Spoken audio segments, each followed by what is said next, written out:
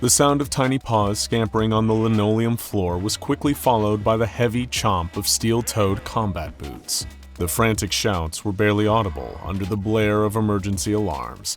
Despite this, it was still clear what was happening. A containment breach, an anomaly running loose. Security personnel thundered down corridors, trying to trap the creature before it escaped the facility. The future of the entire Foundation depended on it. An agent caught a flash of yellow in his peripheral vision, just as the creature darted around the corner.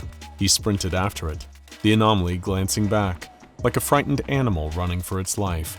The agent felt a pang of sympathy. It looked terrified, lost, unable to comprehend what was happening. And was that a tear? But the moment shattered as an announcement cut through the wail of alarms. Personnel are reminded to disregard how cute the anomaly is. The voice boomed over the PA system. Pushing the feelings down, the agent channeled his energy into his legs, a burst of speed closing the gap between him and the creature. It was close now, within reach, but it hugged the ground, too low to grab without lunging, and that meant losing momentum, maybe even losing it completely. There was only one thing for it, a Hail Mary. Huffing under his tactical mask, breath fogging his goggles, the Foundation agent let the mouse-like anomaly scurry a few feet ahead before launching himself at it. The agent lunged through the air, arms outstretched, timing his jump just right. He grabbed the creature's jagged tail as his body slammed into the floor. The creature thrashed, scampering frantically to free itself from his grasp. The officer would have caught the anomaly there and then if he hadn't made a critical mistake. He gripped the tail and yanked.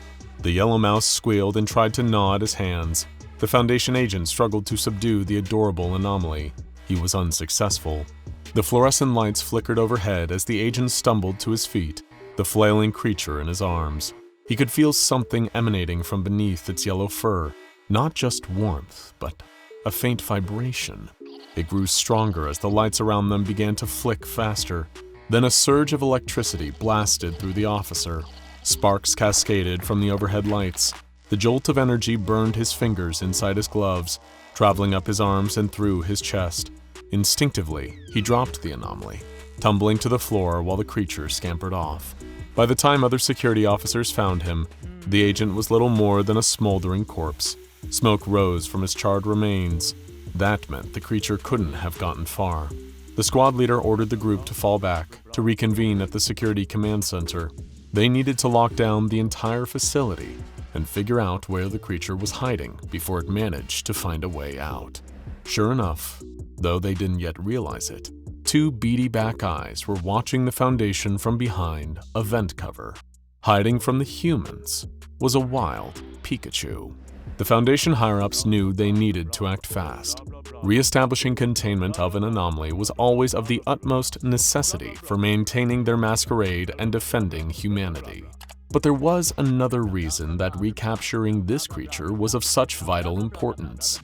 Since the discovery of a previously unexplored landmass several thousand miles from any known continent, the Foundation had been making expeditions to what had been dubbed an island of pocket-sized monsters.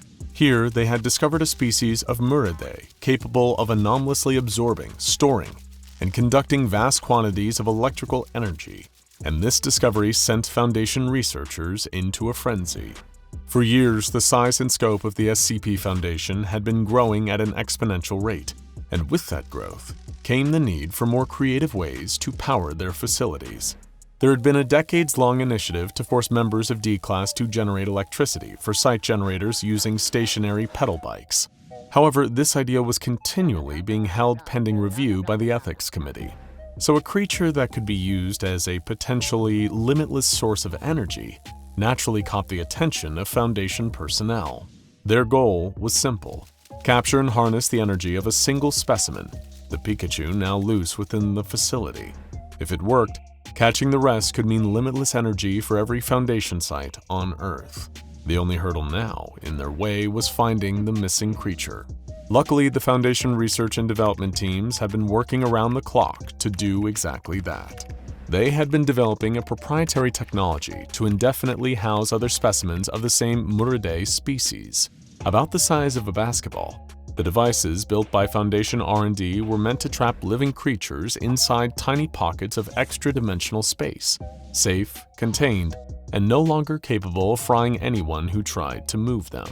Despite the spherical devices being in their prototype phase, it was quickly decided that each active member of site security be issued with one. As they prepared to search for the missing anomaly, some of the security officers questioned whether or not these balls were safe to use. Research staff told them not to worry. The devices were supposedly as humane as possible.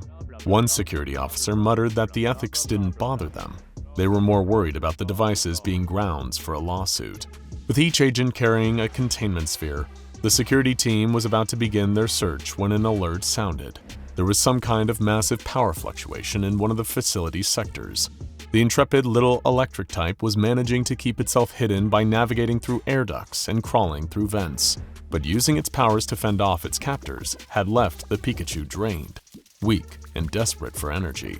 It had followed the low hum of the generators through the facility, finally finding one on a lower level to siphon from and restore its strength.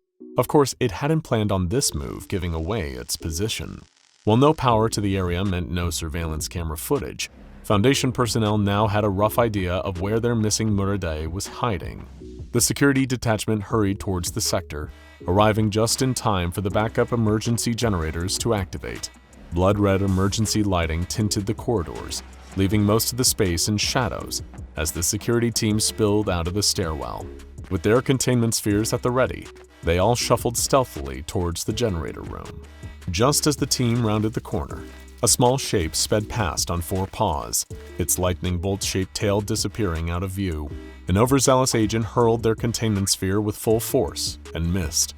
The device struck a nearby wall, bounced, and rolled out of sight around the corner. The rest of the team urged them to go after it, despite the risk posed by the creature that had just sprinted past. Sheepishly, the security officer inched closer to the corner, lowering themselves to the floor and reaching blindly around with one arm.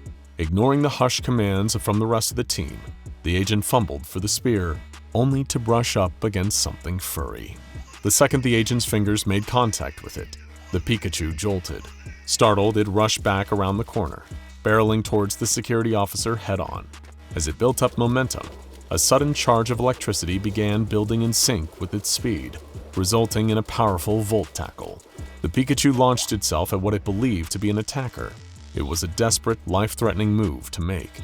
Pikachu had electrified itself and charged at the security officer, making contact in a burst of bright yellow sparks. The Foundation security agent was sent reeling, crashing against a nearby wall and landing in a heap, unable to move. Pikachu's volt tackle had paralyzed the agent, leaving them prone and motionless on the floor. But the attack came with a risk. The blast had partially rebounded, striking Pikachu, not enough to stop it, but enough to make it angry. It sprinted at the remaining security team, who opened fire with containment spheres, each one clattering and rolling after it like a cascade of boulders. One of the thrown spheres struck the paralyzed agent, laying helpless on the ground, and in a sudden bright flash, they disappeared, pulled into the tiny pocket of space inside the ball. When another of the agents retrieved the device, they could have sworn they heard muffled screams coming from inside. The security team swept the corridor with their flashlights. No sign of their target.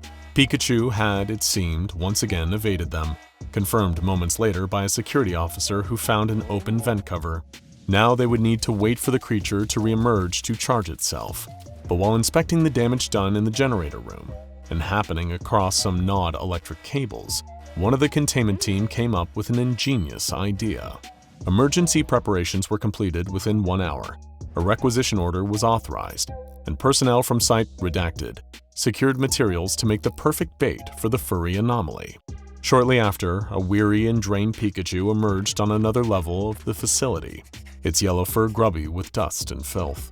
It could feel the hum of another generator nearby and headed towards it. Sure enough, it found the sector's power supply and started drawing electricity into itself.